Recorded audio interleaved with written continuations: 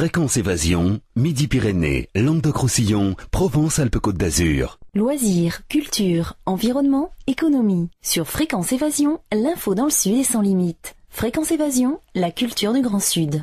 Dans quelques instants sur Fréquence Évasion, dossier spécial aujourd'hui, l'invité Pierre Jovanovic pour une revue de presse.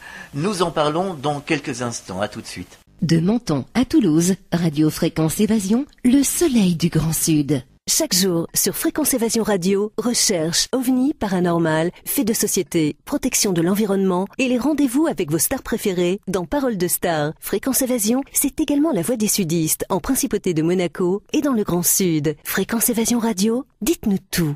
Dites-nous tout. Dites-nous tout. Fréquence Évasion. Fréquence Évasion. Pierre Jovanovic, bonjour et merci de participer à ce dossier spécial sur Fréquence Évasion. Bonjour. Alors Pierre Jovanovic, on vous entend souvent sur cette antenne, nous réalisons régulièrement des émissions ensemble, mais nous allons vous présenter, pour ceux qui ne vous connaîtraient pas encore, vous avez été journaliste au Matin de Paris, vous avez écrit des livres sur les anges gardiens, enquêtes sur les anges gardiens, et vous traduisez de nombreux ouvrages, et on vous connaît également pour votre revue de presse, c'est bien ça? Exactement, quasiment 1 million de personnes suivent cette revue de presse depuis maintenant 3 ans, ce qui effectivement le place comme le premier blog français. Alors un blog qui s'appelle l'Apocalypse financière, c'est vrai qu'aujourd'hui on a l'impression qu'on court direct à la catastrophe. Là, c'est même plus à mal, si vous voulez. C'est que, comme vous le savez peut-être, hein, ou comme les auditeurs le savent, mais vu, si vous voulez, le niveau d'information sur la crise qu'on a en France aujourd'hui grâce à France 2, BFM, TF1, etc., est absolument inexistant, n'est-ce pas? La crise, c'est le nuage de Tchernobyl, hein, qui s'est arrêté juste à nos frontières, bien entendu. Eh bien, aujourd'hui, malheureusement, on va vers l'explosion, on va vers l'insurrection, on va vers la révolution, c'est aussi simple que ça. Hein, moi, j'ai pu assister en direct sur Sky News sur quasiment 200 000 étudiants qui ont pris le Parlement, qui ont assailli le Parlement anglais, qui ont littéralement capturé la voiture du prince Charles. C'est tout juste s'ils n'ont pas extrait Camilla et ils chantaient, n'est-ce pas, coupons-leur la tête. Alors, je ne sais pas si vous réalisez, parce que les étudiants anglais, n'est-ce pas, devront payer maintenant quasiment 3 fois plus pour entrer à l'université, et tout ça pour payer ces enfoirés, passez-moi l'expression, ces enfoirés de banquiers de la Northern Rock, de la Barclays, de la RBS, de la Royal Bank of Scotland, qui ont ruiné le système financier mondial avec leurs copines américaines. On reçoit de nombreux mails, de nombreux appels téléphoniques, des réactions des auditeurs sur Fréquence Évasion qui se posent la question suivante. On a donné des milliards de dollars, d'euros pour sauver les banques, et on se pose la question, pourquoi il n'y a pas un petit milliard, par exemple, pour les SDF, pour les personnes qui sont dans le besoin, pour les personnes qui dorment dans la rue l'hiver, ça fait 30 ou 40 ans que ça dure, la situation s'empire, pourquoi ? Mais vous n'y pensez pas. C'est une excellente question, je vous remercie de l'avoir posée, mais vous n'y pensez pas. Les pauvres, c'est fait pour être pauvres, et les riches, c'est fait pour être riches. On ne peut plus vrai aujourd'hui, c'est d'ailleurs même absolument extraordinaire. Ce qui s'est passé en France s'est passé absolument aux États-Unis.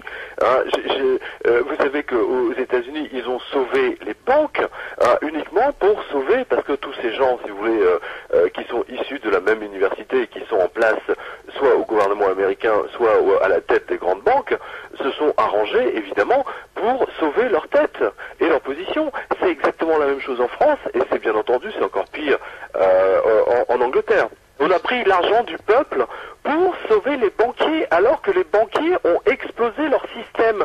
Le 15 octobre, et là je referme le tiroir, c'est ce que je voulais vous dire tout à l'heure, le 15 octobre 2008, hein, on le sait grâce à une confidence du gouverneur de la Banque centrale d'Angleterre, le 15 octobre 2008, le système financier mondial avait failli s'arrêter.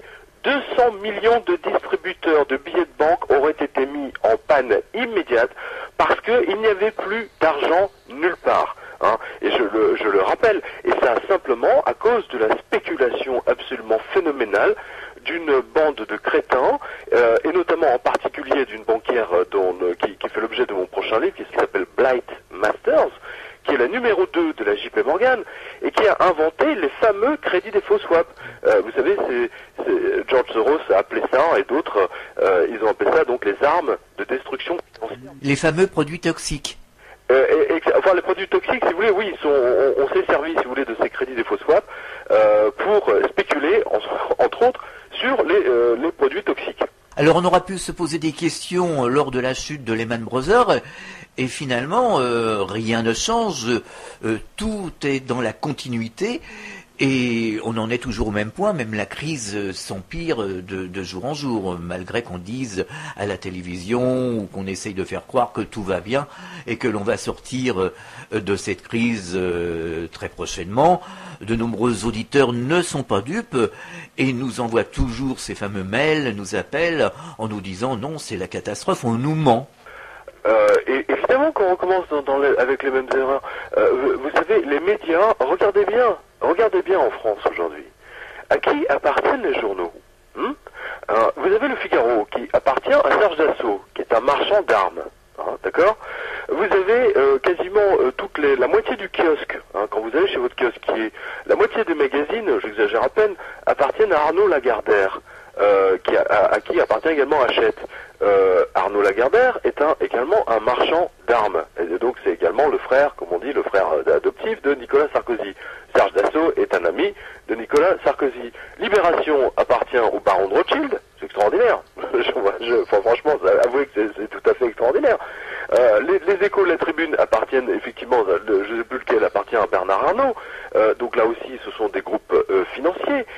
Donc la totalité du paysage média appartient à des milliardaires. Vous avez Vincent Bolloré, vous savez, celui qui avait prêté son yacht à Nicolas Sarkozy, donc lui, il dispose de toute la presse gratuite, n'est-ce pas, les paris directs ou ce que vous retrouvez un peu partout dans les grandes villes de France. Eh bien tous ces gens, si vous voulez, tous ces gens qui sont milliardaires, qui sont très proches du pouvoir, en l'occurrence de Nicolas Sarkozy, eh bien aujourd'hui ils détiennent l'information. Les Français n'ont plus le droit à l'information. Alors certains d'entre nous, les auditeurs, certains Français se posent la question suivante: est-ce que c'est normal que Nicolas Sarkozy nomme le président de France Télévisions? Écoutez, je veux dire là-dessus, je veux dire, il en a toujours été comme ça. Même si auparavant ce n'était pas officiel, je suis journaliste quasiment depuis 30 ans, j'ai toujours vu le patron, les patrons des différentes chaînes de télé être nommés par l'Élysée, même si ce n'était pas officiellement, ça se passait en sous-main, donc ça n'a rien de nouveau. Nicolas Sarkozy, là pour le coup, il a eu l'honnêteté de la clarté. Mais moi je vous rappelle quand j'étais journaliste au Matin de Paris, à l'époque, Max Gallo, donc, était secrétaire général de l'Élysée, donc du Parti Socialiste. Eh bien, il a été nommé rédacteur en chef du Matin de Paris, ce qui avait conduit donc quasiment la totalité de la rédaction à démissionner, puisque le journal avait perdu son indépendance politique. C'est absolument extraordinaire. Donc ça vous montre bien que ça fonctionne non seulement à gauche, mais ça fonctionne également à droite, enfin surtout à droite en ce moment. Et moi je ne peux qu'encourager tous vos auditeurs à suivre le bug de l'apocalypse financière, donc c'est tout bête, c'est www.quotidien, comme un quotidien.com, parce que là ils vont pouvoir suivre en direct l'apocalypse financière qui est en train de se préparer. Je ne sais pas si vous imaginez, en ce moment même, en Irlande et en Angleterre, mais surtout, ça a commencé en Irlande il y a à peu près 3 semaines, aujourd'hui la viande, dans les supermarchés ils sont obligés de mettre des antivols sur la viande.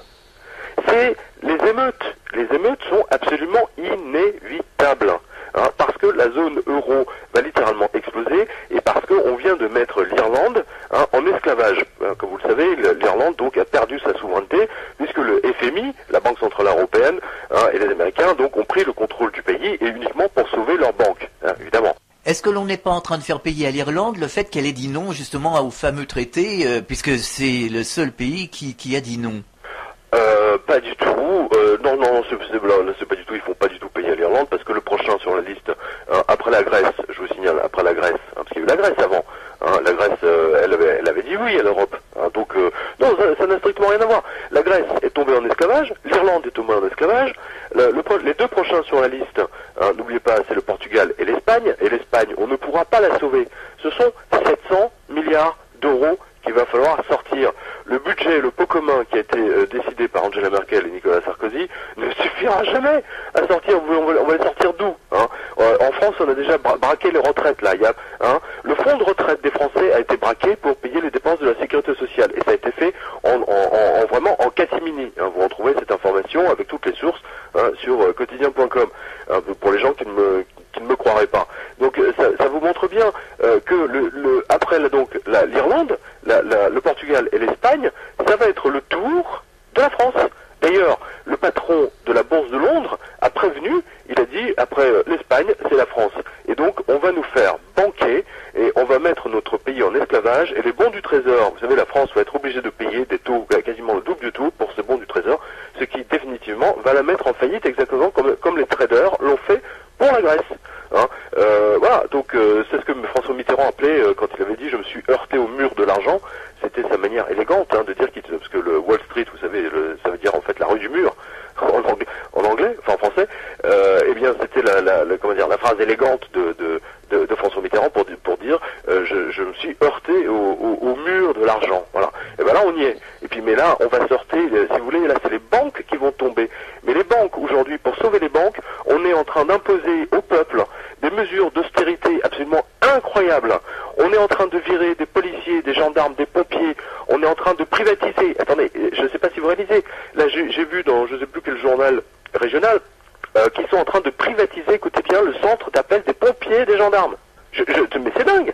Hein. Et tout ça pour faire de l'argent. Hein. C'est le libéralisme fou qui est devenu complètement fou. Et il est question de mettre l'ensemble des pays européens en esclavage. Hein. À partir de ce moment-là, nous serons tous, vous et moi et chaque personne qui nous écoute, des esclaves, des banquiers de Wall Street. C'est tout. Alors face à ce que vous nous dites, Pierre Jovanovic, on a envie de vous poser une question légitime. Est-ce qu'on peut faire quelque chose? Est-ce qu'il reste quelque chose à faire, justement? Bien sûr qu'il y a quelque chose à faire. Ne laissez pas votre argent en banque. Vous devez sortir votre argent pour les gens qui ont de l'argent en banque. Vous devez sortir votre argent de la banque. Ne laissez que le strict minimum pour payer vos prélèvements d'EDF, de Free, etc.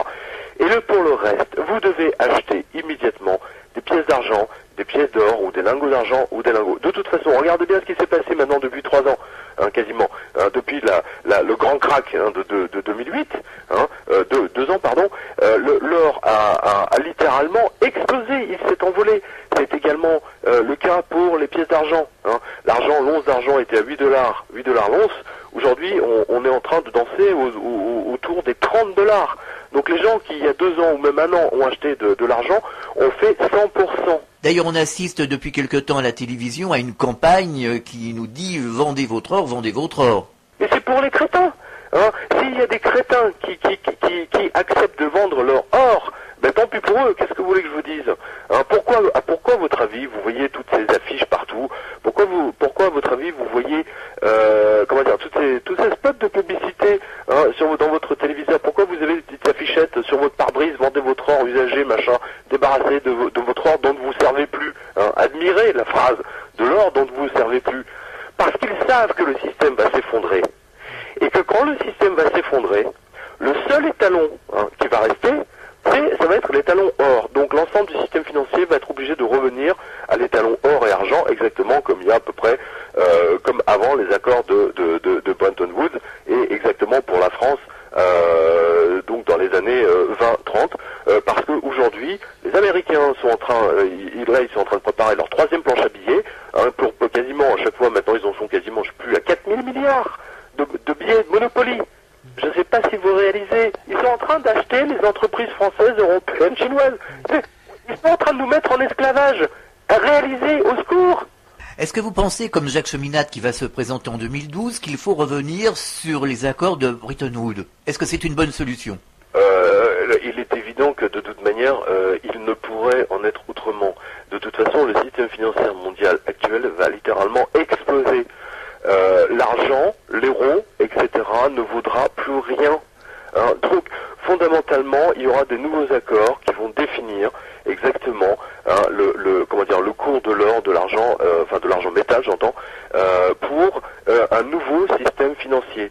Ce que vous me demandiez tout à l'heure, pourquoi on n'a pas profité du fait que les banques soient faillites pour repartir avec un système neuf, eh bien non, parce que les banquiers, il était définitivement important de sauver leur tête et de sauver leurs fesses, mais malheureusement, et tant pis pour eux, et tout ça, ça va être sanglant, comme cela a commencé à Londres. Je le rappelle à tous, la révolution européenne a commencé à Londres. Regardez les images. Je sais que les télévisions européennes n'en parlent pas trop, mais les étudiants anglais, quand ils ont capturé la Rolls-Royce du prince Charles et de Camilla, leur dit on va vous couper la tête. Donc, mais c'est clair que les jeunes révolutionnaires anglais, là, ils s'inspirent de la Révolution française. Et moi je dis aux Français et aux Françaises, réveillez-vous, la crise ne s'est pas arrêtée, elle va nous étaler. Alors un Français qui s'est réveillé, c'est Éric Cantona il y a quelque temps. Alors je suppose que vous êtes d'accord avec Éric Cantona qui dit retirer l'argent des banques. Je suis plutôt pour ce qu'a fait Cantona, mais je suis plutôt contre ce qu'a fait Cantona, parce que Cantona était il a été quand même un peu léger dans cette affaire, parce que il s'est bien gardé effectivement de retirer son argent comme il l'avait dit, même si soi-disant il a retiré 1 500 €. Je veux dire, si Cantona avait fait ça devant les journalistes en disant voilà, je retire les 2 ou 4 millions ou 10 millions ou 200 millions qui me restent sur mon compte et j'achète des pièces d'argent ou des lingots d'argent, etc. pour sauver de l'effondrement, là il aurait fait quelque chose d'intelligent. Mais là, si j'ose dire, il a botté en touche. Alors la violence, justement, c'est un sujet récupéré cycliquement par Nicolas Sarkozy pour revenir en 2012, et qu'on nous endort avec l'affaire Bettencourt pour justement camoufler tout ce qui se passe au niveau bancaire, au niveau économie. Mais c'est ça qui est dingue, c'est que en ce moment, écoutez, hier, depuis à peu près 3-4 jours, l'Espagne est en état d'urgence. Pour la première fois, le gouvernement est obligé de menacer les contrôleurs aériens, du tribunal militaire. Je ne sais pas si vous imaginez. Pourquoi ils sont en grève? Parce qu'ils veulent privatiser, les aéroports, ils veulent privatiser le travail des contrôleurs aériens, ils veulent tout privatiser pour le vendre aux Américains ou à des intérêts anglo-saxons, parce que leurs finances sont absolument désastreuses. Donc ils vont essayer d'aller chercher l'argent où ils le pensent. Et les gens ne sont pas d'accord. Regardez ce qui s'est passé pour l'eau en France.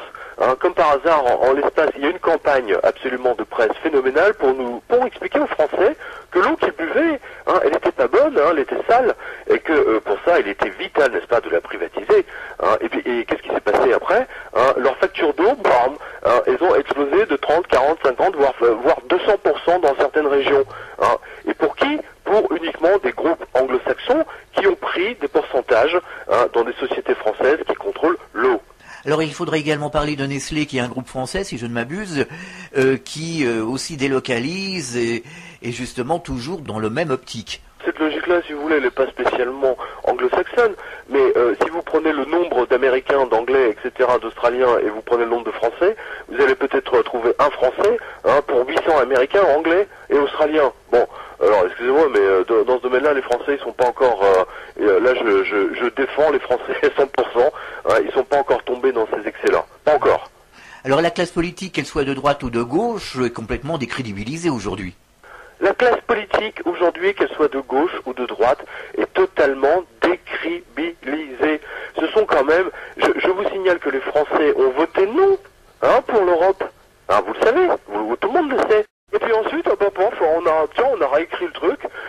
Mais je vous dis, les plus grands traîtres, mais vraiment, ils devraient être traduits devant un tribunal, vous savez, pour haute trahison. C'est quand même Giscard d'Estaing et Georges Pompidou. Rappelez-vous, Georges Pompidou, qu'est-ce qu'il a fait en 1973, le 3 janvier, il a fait passer une loi qui interdisait donc à la France de s'endetter auprès de la Banque de France. C'est-à-dire que les Français ne pouvaient plus emprunter auprès de la Banque de France. Ils étaient obligés d'emprunter aux banques privées, d'où les fameux bons du Trésor, blabla, etc. Aujourd'hui, la dette, la dette, nous avons 1000, je sais plus combien, je crois que aujourd'hui le déficit cumulé de la France, correspond exactement à tout ce qu'on a payé en intérêt aux banques privées depuis 1973. Et qui a signé cet accord en même temps que Giscard et Pompidou? Édouard Balladur. Et moi, je suis pas spécialement de gauche, hein, je suis pas quelqu'un d'extrême gauche. Hein, je peux vous le dire, en tant que journaliste, j'étais au quotidien de Paris, c'est Nicolas Sarkozy qui m'a marié. Alors, franchement, j'étais même plutôt, mais de ce que je vois aujourd'hui et depuis 3 ans que je tiens ce blog hein, de cette revue de presse internationale, je constate simplement que, en tant que ministre du budget, Nicolas Sarkozy a vendu 600 tonnes d'or. Hein, c'est l'or des Français quand même. Hein, il a vendu au cours le plus bas, je ne sais pas si vous imaginez, hein, et ça uniquement à la demande d'Alan Greenspan, hein, et pour sauver les fesses du dollar à l'époque. Voilà. Donc aujourd'hui, nous avons des politiques à la tête du pays qui sont en train de brader l'intégralité de nos biens. Ils sont en train de vendre tous les services, en train de fermer tous les tribunaux. Ils vont privatiser bientôt tous les hôpitaux publics. Hein, c'est exactement. Ils sont en train d'encourager, de flinguer la sécurité sociale et bien entendu d'encourager les gens à prendre des assurances privées. Hein, pour tous ceux qui travaillent. Moi j'ai 50 ans aujourd'hui. Ces histoires d'assurance privée, c'est tout à fait récent. Hein, c'est à peu près une quinzaine d'années. Avant, ça n'existait même pas en France. Hein, il faut le savoir quand même. Il y avait simplement des complémentaires pour les cadres. Hein, c'était tout. Alors quand on dit les gens, c'est pas forcément les plus riches. Quand on voit qu'on a donné 3 millions à Madame Bettencourt, il y a de quoi se poser des questions. Mais Bettencourt, c'est rien. Est-ce que vous savez au moins que votre boulanger, il paye plus d'impôts que Vivendi? Est-ce que vous savez que le monsieur ou la dame qui tient votre café ou votre épicerie hein, ou le petit commerce là, ils payent 10 fois plus d'impôts que Vivendi, que les grandes multinationales, que Areva, etc. Je vous donne un exemple encore plus parlant. Tiens, regardez bien. Là, je prends la banque Goldman Sachs aux États-Unis. Ils se sont versés. Écoutez bien, je crois que c'était à peu près 4 milliards de dollars en bonus. D'accord? 4 milliards en bonus pour au mois de décembre hein, de l'année dernière. On vérifiera, mais c'est pas loin. Combien ont-ils payé la même année en impôts? 14 millions de dollars, c'est tout. 14 millions de dollars en impôts et 4 milliards quasiment en bonus. C'est complètement disproportionné. C'est la même chose. Les pays, le bien public, que ce soit aux États-Unis, en Angleterre, hein, et c'est là où on voit les émeutes en Angleterre, ou en France, ou en Allemagne, en Espagne, au Portugal, en Grèce. Hein, regardez, les Grecs ont été obligés de vendre le port du Pirée, hein, le fameux port du Pirée, ils ont été obligés de le vendre hein, aux Chinois. C'est surréaliste. C'est littéralement le pillage des biens publics pour lequel nous, contribuables, que nous avons contribué à ériger, à financer, etc., aujourd'hui on le prend et on le donne, on le vend simplement à des groupes, à des groupes privés. Et c'est absolument terrifiant. Et c'est pour ça que la révolution, l'insurrection, ça va commencer par une insurrection. Et pourquoi ça va commencer? Parce que tant que les gens regardent la télévision, etc., tout va bien. Hein. Du moment que leur frigidaire est plein, hein, ils ne bougeront pas. Mais regardez bien ce qui se passe là. Hein. Depuis à peu près 2 mois, tout d'un coup, le prix des fruits et légumes a littéralement explosé. Le sucre a pris plus de 30%, le maïs a pris plus de 45%, la viande de bœuf avait pris 30%. C'est pour ça qu'en Irlande, ils ont commencé à mettre des antivols sur le poisson et la viande. Allez sur le blog, vous allez retrouver les articles hein, des journaux irlandais. Surtout qu'on a déjà vu le phénomène en Argentine et les gens se sont vraiment bougés, se sont révoltés pour récupérer justement la marchandise qui était dans les ports en Argentine. Bien sûr, et que s'est-il passé en Argentine hein, avant que l'Argentine fasse faillite, 2-3 jours officiellement, donc 2 ou 3 jours avant, eh bien ce qui s'est passé, c'est que les banques américaines ont retiré tous leurs capitaux, ont fermé toutes leurs banques. Boum, terminé. Elles ont pressé les Argentins, l'Argentine, vous vous rendez compte, c'est quand même un des pays les plus riches au monde. Hein, ils ont des ressources en matières premières absolument extraordinaires. Une fois qu'ils les ont bien pressés comme des citrons, une fois qu'ils les ont mis en esclavage, les banques américaines se sont taillées. Voilà. Elles ont fait la même chose avec la Grèce, elles ont fait la même chose avec l'Irlande, hein, elles vont faire la même chose avec le Portugal et l'Espagne, et ensuite c'est la France. Hein, et j'enjoins chaque personne qui nous écoute, allez sur le blog, retrouvez le lien, hein, vous allez voir un papier, c'est le directeur, c'est le patron en fait de la Bourse de Londres qui a déclaré à un journal anglais hein, que la France est la prochaine cible hein, des traders, donc de Wall Street.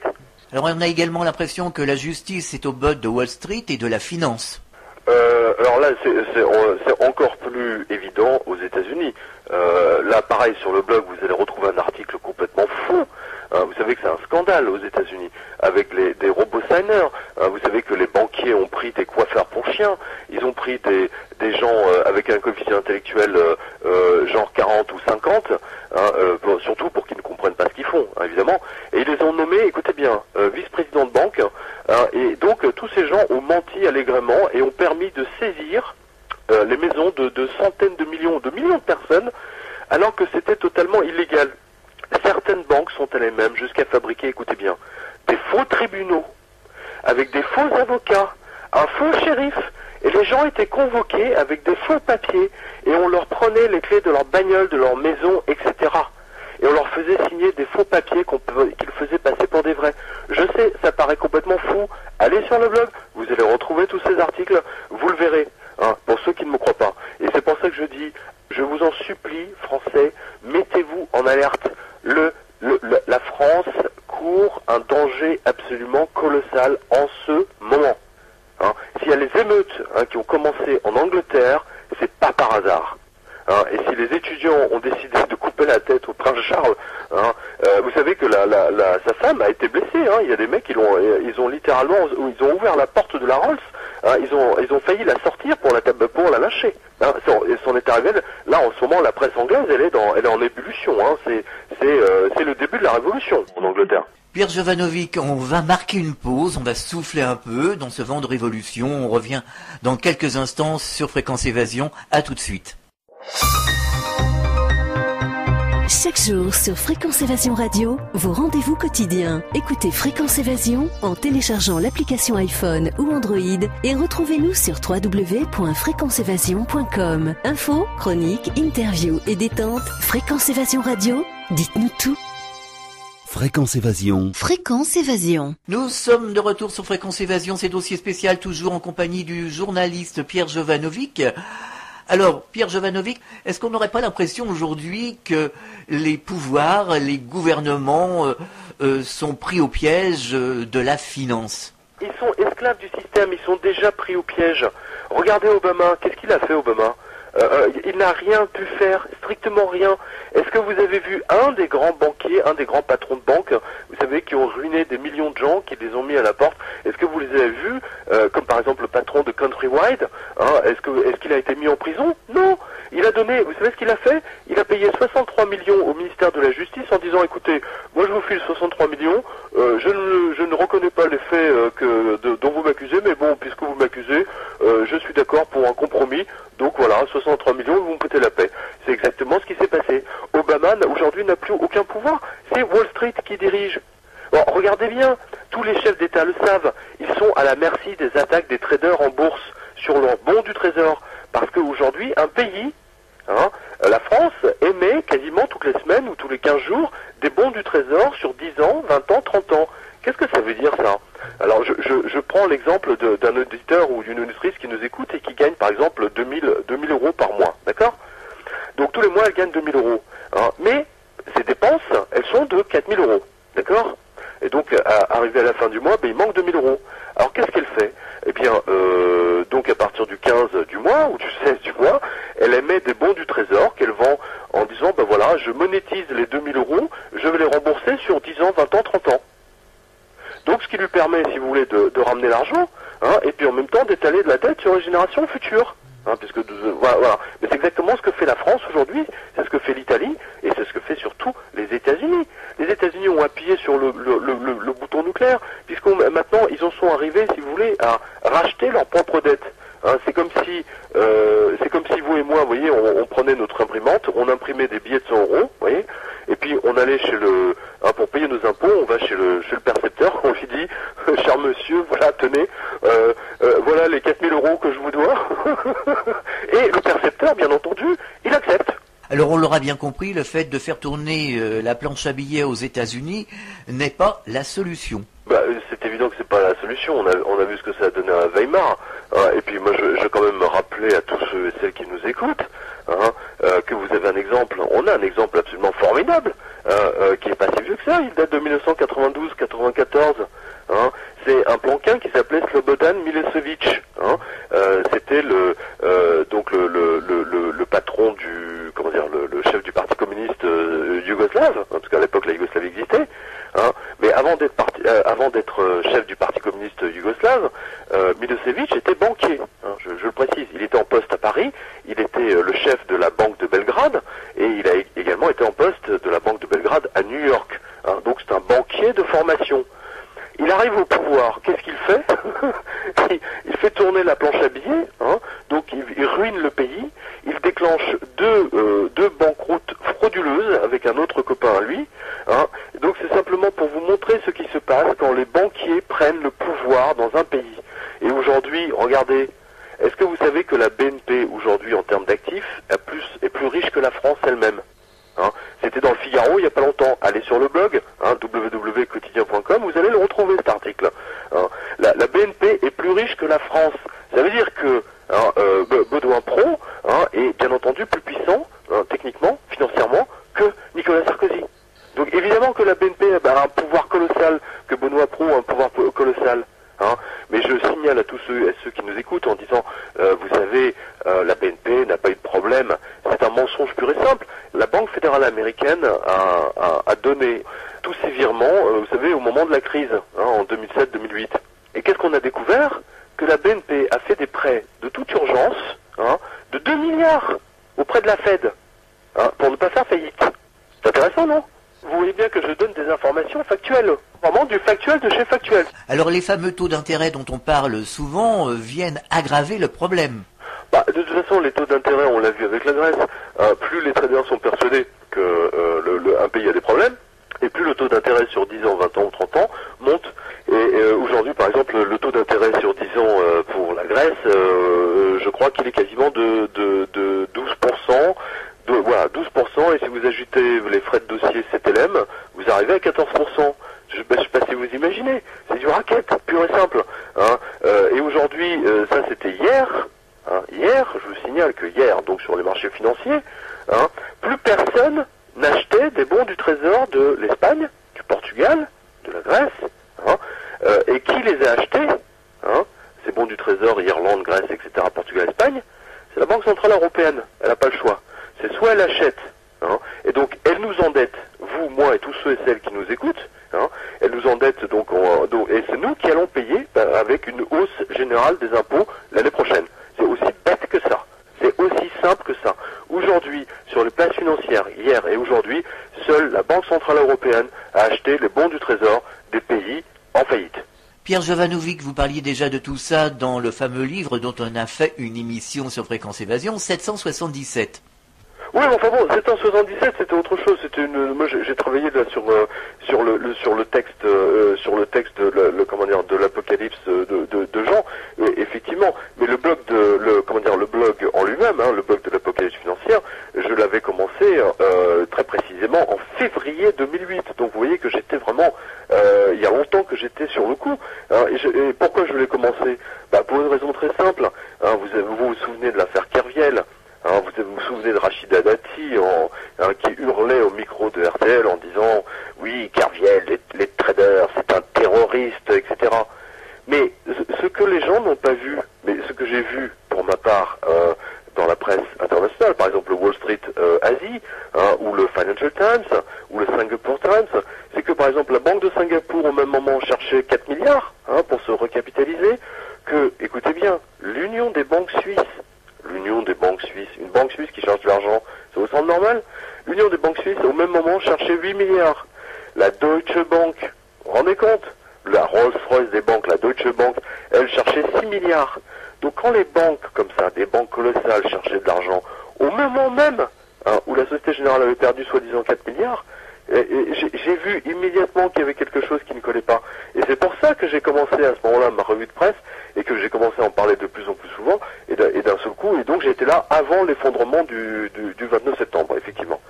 Hein, donc ma revue de presse, si je peux dire, est antérieure hein, au livre que j'ai écrit et qui, lui, a à voir, si vous voulez, avec ce qui s'est passé le 29 septembre 2008, hein, parce que c'était la fête des anges, fête des archanges exactement, et aussi, par une coïncidence étonnante, la nouvelle année juive. Donc, et vous savez que lorsque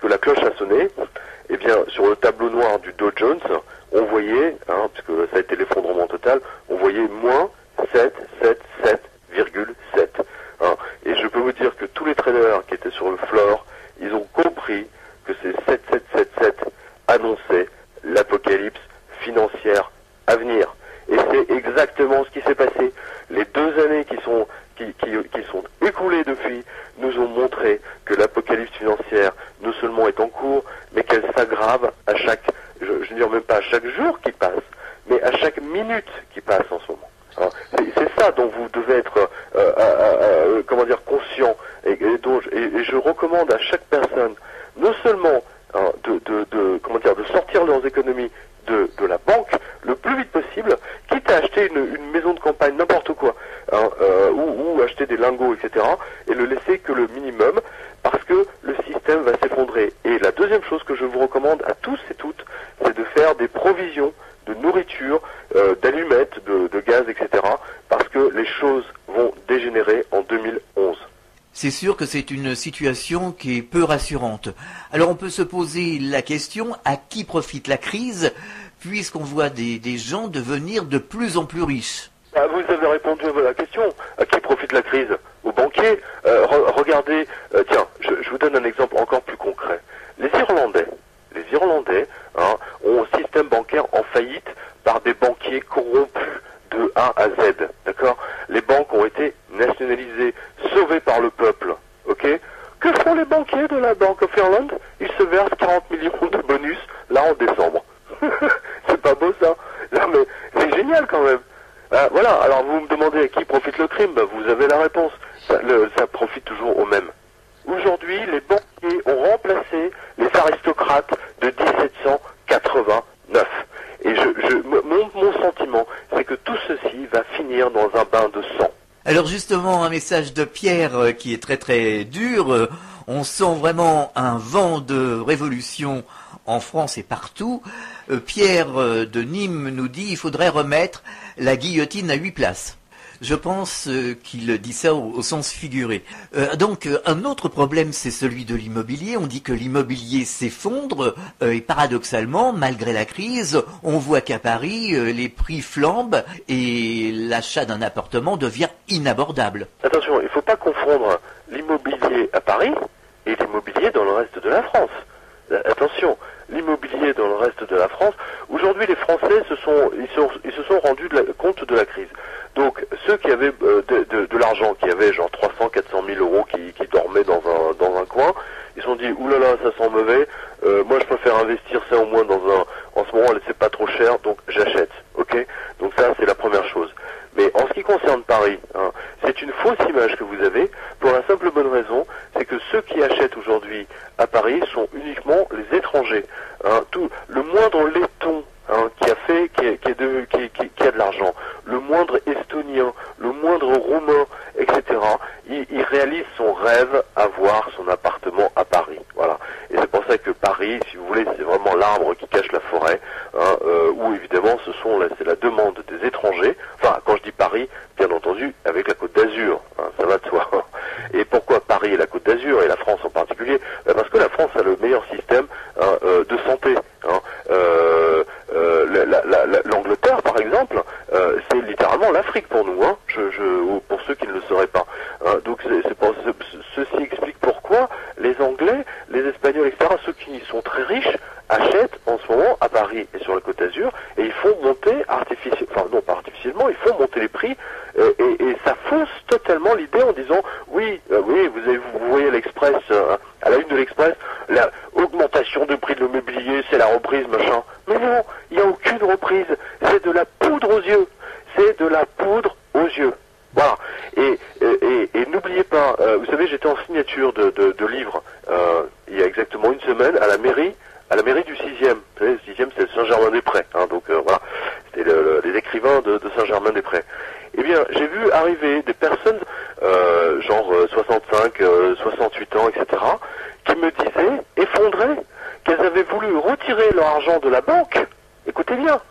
Elles avaient voulu retirer 30 000, 40 000 euros de leur compte pour acheter des lingots d'or et que le banquier, l'enfoiré banquier, les en a empêchés en disant oui, je veux savoir exactement, mais de quel droit ces enfoirés de banquiers viennent demander à quoi on va utiliser notre argent. Nous avons travaillé pour. Qu'est-ce que ça peut leur faire?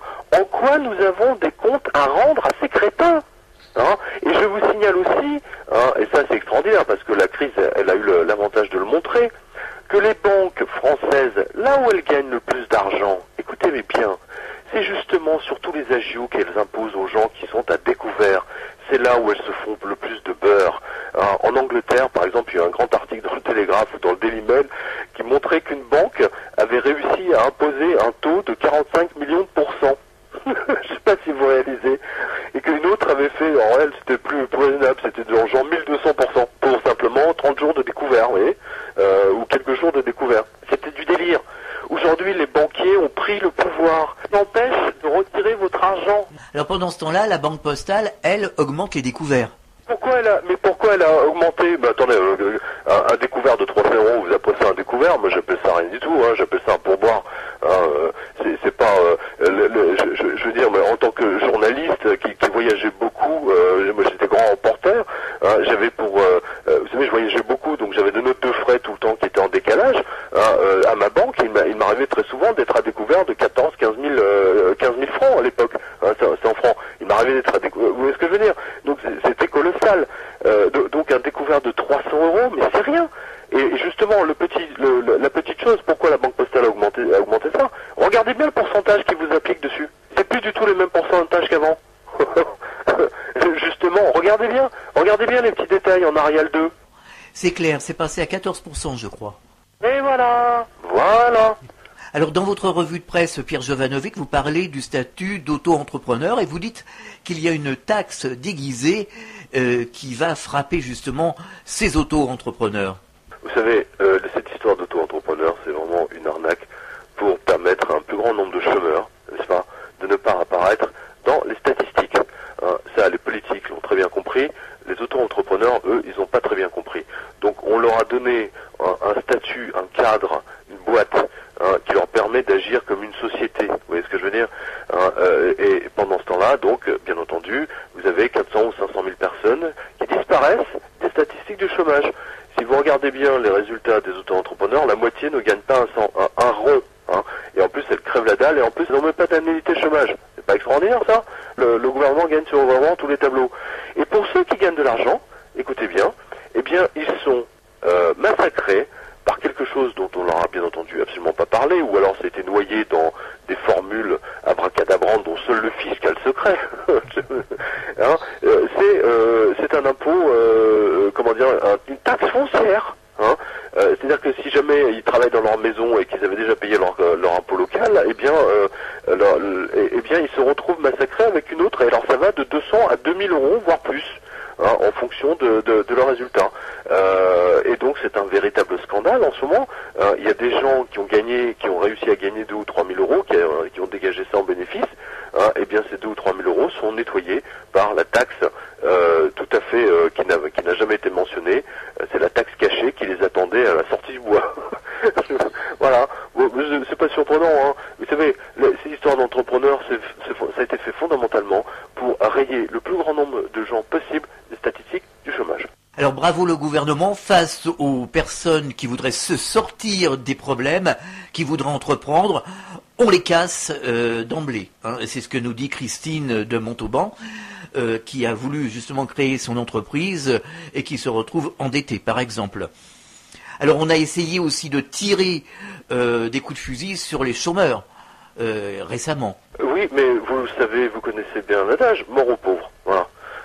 Mort aux pauvres, hein, donc puisque les pauvres c'est fait pour être pauvres, et avec ce qui nous attend, eh bien ils seront encore plus pauvres s'ils ne réagissent pas à un moment donné ou à un autre. Ça, c'est clair qu'il y a quelque chose qui ne va pas en ce moment. D'ailleurs, moi je reçois beaucoup de mails en ce moment me disant que l'État français a de plus en plus de mal effectivement à payer l'ensemble des prestations sociales, familiales, etc. L'État n'a même pas pu payer les fonctionnaires au mois de décembre, je vous signale. Hein. Ils ont été obligés de taper par autorisation spéciale dans un fonds spécial ou particulier, je me souviens plus de son nom, parce que ils n'avaient plus d'argent. Voilà. L'année dernière, l'État français avait payé avec 6 mois de retard les astreintes des gardiens de prison et surtout des magistrats. Hein. Donc Donc déjà, ils avaient beaucoup de problèmes de budget. Eh bien, cette année, c'est encore pire. Et l'année prochaine, ce sera littéralement, ils seront pris à la gorge. Alors Julien de la Beige en banlieue toulousaine nous dit « Moi je suis réactionnaire et j'entraîne tous les Français à bouger et à réagir. Cette vie n'est plus possible. » Alors Pierre Jovanovic, nous allons terminer ce dossier spécial sur Fréquence Évasion en parlant de vos ouvrages. Où en êtes-vous dans votre actualité ? Moi, je n'écris qu'un seul ouvrage, vous savez, je n'écris qu'un seul ouvrage par an. Là, c'est sur Blight Masters, justement. C'est sur cette femme absolument extraordinaire, n'hésitons pas. C'est une tête, hein. Elle est diplômée de Cambridge et c'est elle qui a inventé cette fameuse arme de destruction massive, hein, qui s'appelle le crédit défaut swap, hein, c'est-à-dire la permutation d'impayés en français, hein, et qui permet en fait qui est justement, c'est ça qui a rendu les banques totalement dingues. C'est folle, pardon.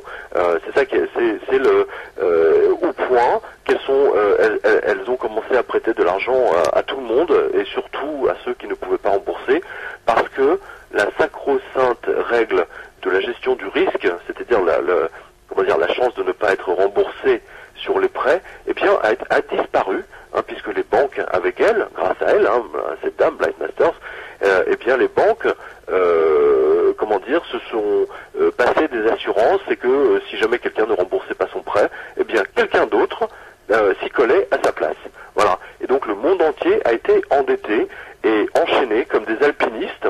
Et aujourd'hui, à partir du moment où une banque va tomber, eh bien c'est tous, parce qu'ils sont tous liés, toutes ces banques, elles sont toutes liées entre elles, eh bien tout ça va tomber, exploser, littéralement, hein, les uns après les autres. Alors justement, Jean-Marc qui habite Juan-les-Pins sur la Côte d'Azur nous dit c'est à souhaiter que tout se casse la figure pour repartir sur quelque chose de plus sain, sur une nouvelle société. De toute façon, c'est clair que nous sommes en train de vivre les dernières heures du capitalisme. C'est évident. Karl Marx, quand il est né, il s'est trompé de siècle. C'est évident qu'il aurait plutôt dû venir dans ce siècle-là pour observer la déliquescence de ce qu'il avait effectivement prévu à l'époque. Et franchement, moi je suis pas fondamentalement marxiste. Hein. J'étais plutôt un libéral, si je veux dire, mais je pensais pas que sous le terme de libéralisme, cela voulait dire aussi que les banques allaient prendre le pouvoir aux politiques. Alors à signaler votre blog justement, Pierre Jovanovic. Cette revue de presse est devenue le seul point lumineux, moi c'est ce que me disent les lecteurs, hein. C'est là où ils peuvent vraiment trouver les informations qui n'entreront jamais sur BFM Économie ou sur BFM TV ou sur iTélé ou sur France 2, alors TF1, n'en parlons pas, hein. Et encore moins des Échos et de la Tribune. Eh bien ils l'entendront également sur Fréquence Évasion puisque nous avons l'intention justement de parler vrai. Mais les journalistes ne peuvent pas faire leur boulot à partir du moment où leur journal appartient à un groupe financier et que vous avez un rédacteur en chef qui vous dit « Ah ben non, mais ça on passe pas. Ah ben non, mais ça c'est pas intéressant. Ah ben non, mais ça tu plaisantes ou quoi? Non mais tu vois, attends, Coco, non, tu repasses là, non, refais ton papier, non il est pas bon. » Vous voyez ce que je veux dire? Donc moi j'ai passé l'âge, j'ai passé cet âge, j'ai 50 ans. Aujourd'hui j'informe les Français avec une page, hein, ils n'ont pas 25 millions de clics à faire comme sur tous les autres sites, hein, ils ont juste à descendre et je les invite tous et toutes, hein, tous vos auditeurs et auditrices, voilà chers amis, je vous invite à aller et lire et surtout partager cette page avec tous ceux que vous connaissez de manière à ce que tout le monde soit informé et surtout préparé, hein, pour ce qui va arriver l'année prochaine. Alors vous allez nous donner l'adresse de votre blog justement, Pierre Jovanovic. C'est www.quotidien.com et vous tombez directement sur le blog. C'est le plus simple, c'est comme un quotidien. Voilà. Eh bien Pierre Jovanovic, merci d'avoir participé à ce dossier spécial sur Fréquence Évasion. Vous revenez quand vous voulez. À très bientôt, au revoir. Merci à vous, j'espère que nous aurons le plaisir d'en reparler et parce que les événements maintenant vont aller de plus en plus vite. Bah écoutez, hein, vous avez l'habitude maintenant, vous frappez à la porte, on vous reçoit quand vous voulez. Merci. Fréquence Évasion.